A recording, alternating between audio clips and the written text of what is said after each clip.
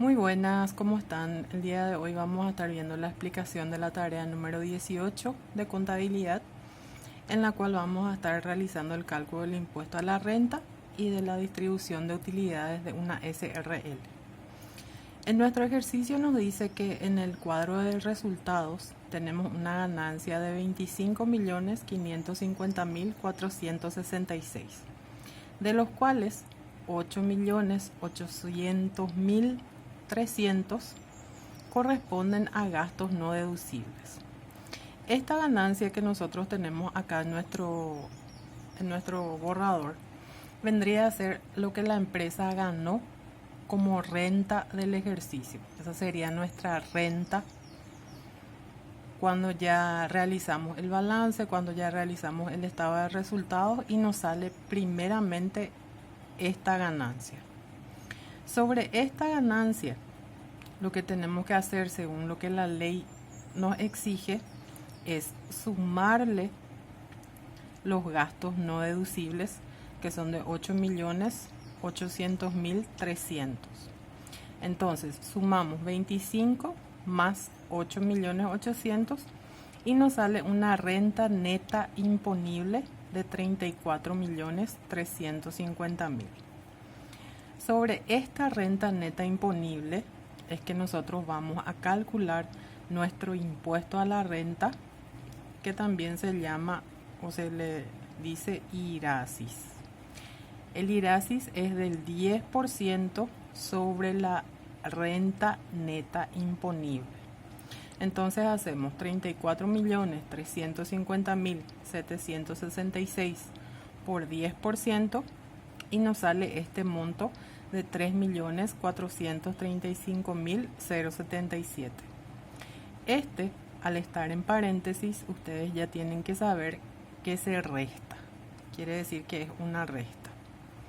Entonces continuamos. Teníamos nuestra renta neta imponible menos nuestro impuesto a la renta y nos sale nuestro resultado después de impuestos, que es de 30.915.689. Sobre este resultado después de impuestos vamos a calcular lo que es la reserva legal. La reserva legal se tiene que calcular el 5% de la utilidad sobre el resultado después de impuestos hasta alcanzar el 20% del capital suscripto. Entonces, más adelante les muestro todo en escrito. Calculamos el 5% del resultado después de impuestos y nos sale 1.545.784. Nuevamente está entre paréntesis, lo cual nos indica que vamos a restar. Después existe otra reserva que tenemos que calcular, que es la reserva estatutaria. En este caso es del 10%. Volvemos a hacer 30.915.689 por 10%, nos sale este monto. Entre paréntesis quiere decir resta. Y realizamos la operación. Resultado después de impuestos menos reserva legal y menos reserva estatutaria, y nos da el resultado del ejercicio: 26.278.336.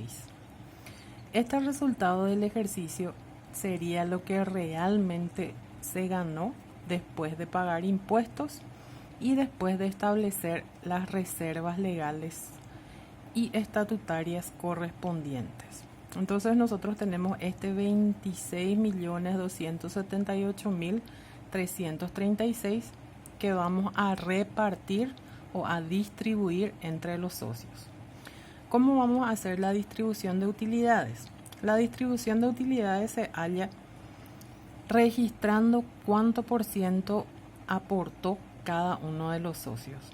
En este caso nos dice que el socio A aportó el 40% del capital, que el socio B el 30% del capital y el socio C el 30% del capital. Y hacemos por porcentaje. 26.278.336 por 40% me da 10.511.000. Este es lo que le va a tocar al socio A de la ganancia que nosotros tuvimos en este ejercicio. Hacemos lo mismo con el socio B. 26 millones por el 30% y nos sale 7.883.501, que es lo que le toca al socio B. Y para el socio C hacemos la misma cosa y repartimos equitativamente de acuerdo a lo que cada uno de los socios aportó en porcentaje. Le toca el mismo en este caso. Lo que tenemos que ver siempre es que el resultado del ejercicio, que vendrían a ser los dividendos a distribuir, sean iguales siempre. 26.278.000 y 26.278.000. Ahora voy a explicar un poquitito lo que es la renta, las reservas y cómo tenemos que hacer. Lo importante que ustedes tienen que saber sobre el impuesto a la renta es que está dentro de la ley 125/91. No es necesario que aprendamos todos los conceptos de memoria, pero sí que sepamos en dónde buscar una vez que nosotros tenemos que trabajar con el impuesto a la renta. En el artículo 1 del título 1, que es el impuesto a los ingresos o impuesto a la renta, nos dice que se crea un impuesto que grava las rentas de fuentes paraguayas provenientes de las actividades comerciales, industriales, de servicio y agropecuarias, que se denominará impuesto a la renta. Entonces nosotros sabemos que en el capítulo 1 podemos empezar a leer qué es el impuesto a la renta de las actividades comerciales, industriales, de servicios y agropecuarias. En el artículo número 2 podemos ver lo que es lo que se constituye como hecho generador, quiere decir cuándo nosotros tenemos que pagar el impuesto a la renta. Y lista una serie de actividades que están comprendidas dentro de todo lo que nosotros podemos hacer y tenemos la obligación de pagar el impuesto a la renta IRASIS. Básicamente, todas las actividades que estén grabadas por el IVA generalmente están grabadas por el impuesto a la renta de actividades comerciales e industriales y de servicio. Lo que nosotros tenemos que ver es las rentas provenientes de compra y venta de inmuebles, las rentas generadas por los bienes del activo, todas las rentas que obtengan las sociedades comerciales. Todas las sociedades comerciales sí o sí pagan IRASIS. Las rentas provenientes de las siguientes actividades: extractivas, cunicultura, avicultura, etcétera, que vendrían a ser las actividades agropecuarias. Las rentas de los consignatarios de mercadería. Y después lista una larga lista de actividades que, si ustedes quieren saber más, pueden leer entonces en la ley 125/91. Ahora vamos a ver un poco lo que se considera renta bruta. Hay renta bruta y renta neta. La renta bruta es la diferencia entre el ingreso total, que vendrían a ser las ventas provenientes de las operaciones comerciales, menos el costo. Entonces la renta bruta es ventas menos costos. Y eso es lo que tenemos que saber. La renta bruta. Entonces, ventas totales menos costos. Luego viene la renta neta. La renta neta es la que nos interesa a nosotros. Se determinará deduciendo la renta bruta gravada de los gastos que sean necesarios para obtenerla y mantener la fuente productora. Estos gastos que son necesarios para producir o para llevar adelante la empresa serían los gastos deducibles. ¿Cuáles pueden ser algunos gastos deducibles? Los tributos y cargas sociales que pagamos, los gastos generales del negocio, las remuneraciones personales, el aguinaldo y las remuneraciones por vacaciones, Los gastos de organización y constitución, las pérdidas extraordinarias, si es que tenemos, los castigos sobre malos créditos, las pérdidas originadas por delito, las depreciaciones de los activos fijos, las amortizaciones de bienes incorporales, tales como marcas y patentes. La depreciación todavía creo que no hicimos nosotros ni las amortizaciones, pero básicamente es descontar el tiempo que se utiliza o la obsolescencia que hay en la maquinaria o en las marcas o patentes. Otros gastos deducibles, a ver, los gastos y erogaciones en el exterior, los gastos de movilidad, las donaciones al Estado, las remuneraciones porcentuales y los gastos y contribuciones realizados a favor del personal.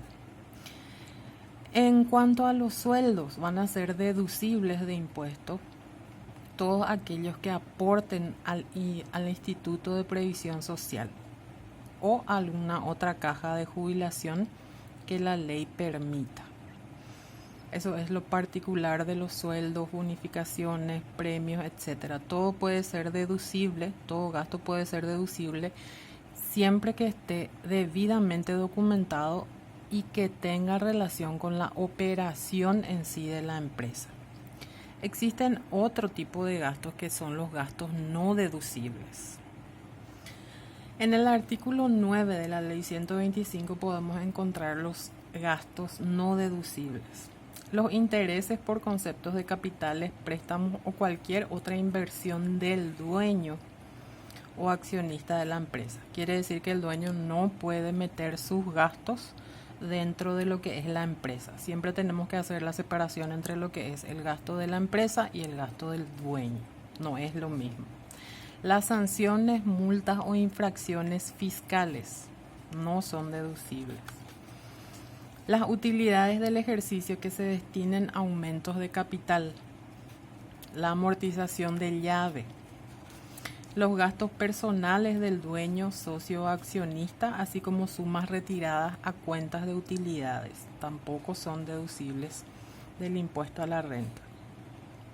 Los gastos directos correspondientes a la obtención de rentas no gravadas.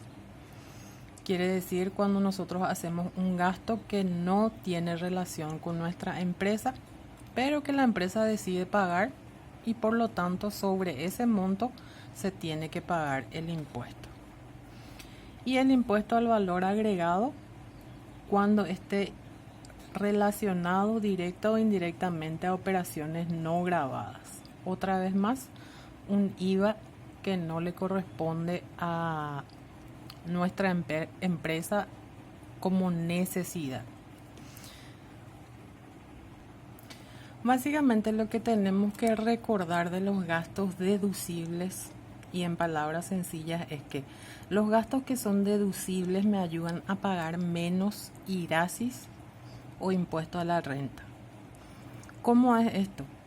Que si los gastos que yo realizo en la empresa tienen relación con el trabajo que yo estoy realizando y tienen la debida documentación, va a hacer que ese 10% del impuesto a la renta que yo tengo que pagar sea menor, o sea, que mi renta neta imponible sea menor. Si yo tengo, por ejemplo, una empresa que se dedica a la compra y venta de indumentaria deportiva, pero en mi departamento de marketing yo decido enviarle, por ejemplo, un ramo de flores a, qué sé yo, a una empresa de, no sé qué podría ser, a una empresa de informática en forma de agradecimiento. Ese gasto que yo hice no era ni necesario ni tenía relación con mi empresa de confección de prendas deportivas. Por lo tanto, ese sería un gasto no deducible sobre el cual yo tengo que pagar un impuesto a la renta. El impuesto a la renta se paga sobre la ganancia que tenga o pudo haber tenido la empresa. Por eso se llama impuesto a la renta, que sería impuesto a las ganancias. Ahora vamos a ver un poquito lo que son las reservas del ejercicio. La reserva legal es la parte de beneficios no distribuidos que dotamos de forma obligatoria y que por su objetivo será hacer frente a obligaciones futuras. La reserva legal forma parte de los fondos propios de una empresa. Además, servirán para afrontar pagos que puedan surgir en forma inmediata. Básicamente lo que nosotros hacemos con la reserva legal es apartar un poquitito de la ganancia por si acaso nosotros tengamos que hacer frente a algún tipo de obligación en el futuro inmediato. Existen 3 tipos de reservas que se pueden realizar en el ejercicio. Entonces, como les dije, 3 tipos de reserva. Las reservas legales se realizan en las sociedades. Todas las sociedades están obligadas a realizar la reserva legal del 5% de las utilidades netas del ejercicio hasta alcanzar el 20% del capital suscripto, según el artículo 91 de la Ley del Comerciante. Esta reserva es obligatoria para todas las sociedades. Luego, existen otras reservas que se pueden realizar. En el caso de la SRL, los socios pueden establecer por voluntad propia en los estatutos sociales la constitución de reservas con un destino determinado o no, y serán incluidas en el estatuto social. Estas son las reservas estatutarias. Generalmente están entre 5 al 10%. Quiere decir que las reservas estatutarias se deben de prever en los estatutos sociales y debe ser decidida por los socios. Esto es para la SRL. Entonces es la reserva estatutaria. Y el último tipo de reserva sería la reserva facultativa o voluntaria, que es parecida a la reserva estatutaria, pero que se realiza y se delibera mediante las asambleas en las sociedades anónimas. Entonces, como les dije, tenemos 3 tipos de reserva, que es la reserva legal, la reserva estatutaria y la reserva facultativa o voluntaria. Por último, la reserva vendría a ser como un poquitito de lo que ganamos de por ahí si el año que viene tenemos que hacer frente a algún tipo de obligación de manera inesperada. Entonces, espero que les haya servido el video de la explicación y ustedes tienen un ejercicio para realizar que van a hacer igual al ejercicio que les mostré al inicio del video, que es así. Ustedes tienen su resultado del ejercicio, tienen sus gastos no deducibles, hallan la renta neta imponible, hallan el impuesto a la renta, hallan el resultado después de impuestos, luego la reserva legal, la reserva estatutaria y les queda su dividendo a distribuir, que sería este. Y ese van a distribuir según lo que yo les puse como porcentaje de participación de cada uno de los socios. Espero les haya sido útil y disculpen por la longitud del video, pero es que requería un poco de explicación. Cualquier cosa, sigo esperando las tareas, aún sigo esperando las tareas. Muchas gracias.